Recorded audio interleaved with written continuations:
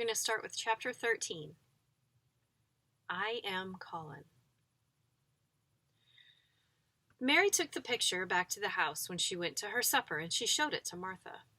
"Ah," said Martha with great pride, "I never knew our Dickon was as clever as that. That there's the picture of a missel thrush on her nest, as large as life and twice as natural." Then Mary knew Dickon had meant the picture to be a message. He had meant that she might be sure he would keep her secret. Her garden was her nest, and she was like a missel thrush. Oh, how she did like that queer common boy. She hoped he would come back the very next day, and she fell asleep, looking forward to the morning. But you never know what the weather will do in Yorkshire, particularly in the springtime. She was awakened in the night by the sound of rain beating with heavy drops against her window. It was pouring down in torrents, and the wind was wuthering around the corners and the chimneys in the huge old house. Mary sat up in bed and felt miserable and angry.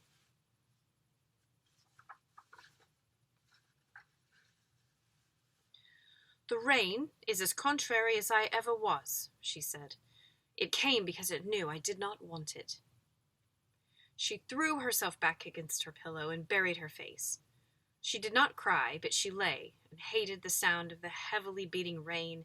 She hated the wind and its wuthering. She could not go to sleep again. The mournful sound kept her awake because she felt mournful herself. If she had felt happy, it would probably have lulled her to sleep. How it wuthered, and how the big raindrops poured down and beat against the pane. It sounds just like a person lost on the moor, wandering on and on crying. She had been lying awake, turning from side to side for about an hour, when suddenly something made her sit up in bed and turn her head toward the door, listening. She listened, and she listened. "It isn't the wind now," she said in a loud whisper.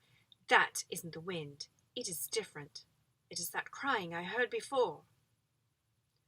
The door of her room was ajar, and the sound came down the corridor, a far-off, faint sound of fretful crying. She listened for a few minutes, and each minute she became more and more sure. She felt as if she must find out what it was. It seemed even stranger that the secret garden and the buried key.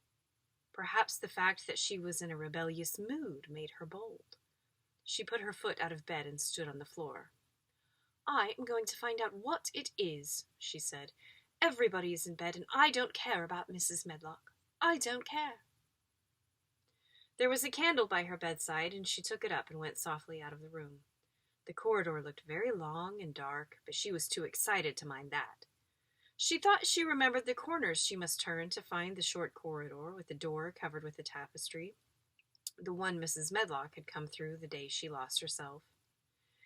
The sound had come up that passage, so she went on with her dim light, almost feeling her way, her heart beating so loud that she fancied she could hear it. The far-off crying went on and led her. Sometimes it stopped for a moment or so and then began again. Was this the right corner to turn? She stopped and thought. Yes, it was. Down the passage, and then to the left, and then up 2 broad steps, and then to the right again. Yes, there was the tapestry door. She pushed it open very gently and closed it behind her, and she stood in the corridor and could hear the crying quite plainly, though it was not loud. It was on the other side of the wall at her left, and a few yards farther on, and there was a door. She could see a glimmer of light coming from beneath it. The someone was crying in that room, and it was quite a young someone. So she walked to the door and she pushed it open, and there she was, standing in the room. It was a big room with ancient, handsome furniture in it. There was a low fire glowing faintly on the hearth and a nightlight burning by the side of a carved 4-posted bed hung with brocade, and on the bed was lying a boy, crying fretfully.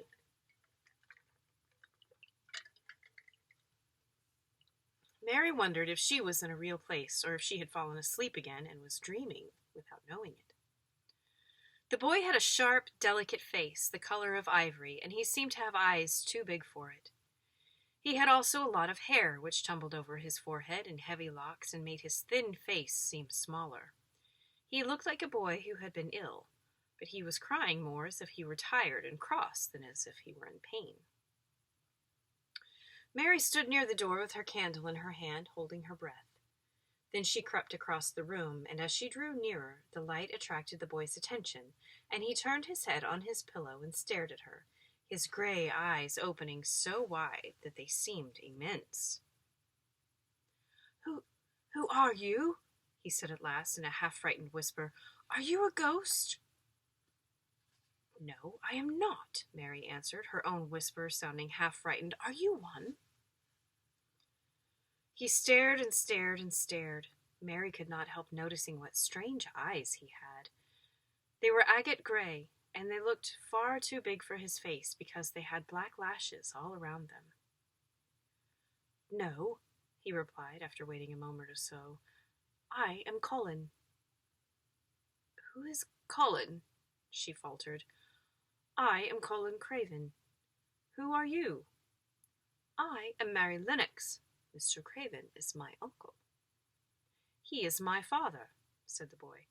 "Your father?" gasped Mary. "No one ever told me he had a boy. Why didn't they?" "Come here," he said, still keeping his strange eyes fixed on her with an anxious expression. She came close to the bed, and he put out his hand and touched her. "You are real, aren't you?" he said. "I have such real dreams very often. You might be one of them." Mary had slipped on a woolen wrapper before she left her room, and she put a piece of it between his fingers. "Rub that and see how thick and warm it is," she said. "I will pinch you a little, if you like, to show you how real I am. For a minute, I thought you might be a dream, too." "Where did you come from?" he asked. "From my own room. The wind weathered so I couldn't go to sleep, and I heard someone crying, and I wanted to find out who it was." "What are you crying for?" "Because I couldn't go to sleep either, and my head ached. Tell me your name again." "Mary Lennox. Did no one ever tell you I had come to live here?" He was still fingering the fold of her wrapper, but he began to look a little more as if he believed in her reality. "No," he answered, "they daren't." "Why?" asked Mary. "Because I should have been afraid you would see me. I won't let people see me and talk me over." "Why?" Mary asked again, feeling more mystified every moment. "Because I am like this always, ill and having to lie down. My father won't let people talk me over either. The servants are not allowed to speak about me. If I live, I may be a hunchback, but I shan't live. My father hates to think I may be like him." "Oh, what a queer house this is," Mary said. "What a queer house! Everything is a kind of secret. Rooms are locked up and gardens are locked up. And you! Have you been locked up?" "No. I stay in this room because I don't want to be moved out of it. It tires me too much." "Does your father come and see you?" Mary ventured. "Sometimes. Generally when I'm asleep. He doesn't want to see me." "Why?" Mary could not help asking again. A sort of angry shadow passed over the boy's face. "My mother died when I was born, and it makes him wretched to look at me. He thinks I don't know, but I've heard people talking. He almost hates me." "He hates the garden because she died," said Mary, half speaking to herself. "What garden?" the boy asked. "Oh, just a garden she used to like," Mary stammered. "Have you been here always?" "Nearly always. Sometimes I have been taken to places on the seaside, but I won't stay because people stare at me. I used to wear an iron thing to keep my back straight, but a grand doctor came from London to see me, and he said it was stupid. He told them to take it off me and to keep me out in the fresh air. I hate fresh air, and I don't want to go." "I didn't when I first came here," said Mary. "Why do you keep looking at me like that?" "Because of the dreams that are so real," he answered rather fretfully. "Sometimes when I open my eyes, I don't believe I'm awake." "We're both awake," said Mary. She glanced around the room at its high ceiling and shadowy corners and dim firelight. It looks quite like a dream. And it's the middle of the night, and everybody in the house is asleep. Everybody but us. We are wide awake. I don't want it to be a dream, the boy said restlessly. Mary thought of something all at once. If you don't like people to see you, she began, do you want me to go away? He still held the fold of her wrapper, and he gave it a little pull. No, he said. I should be sure you were a dream if you went. If you are real, sit down on that big footstool and talk. I want to hear about you. So we'll pause there, and we'll pick up in the next part of the chapter.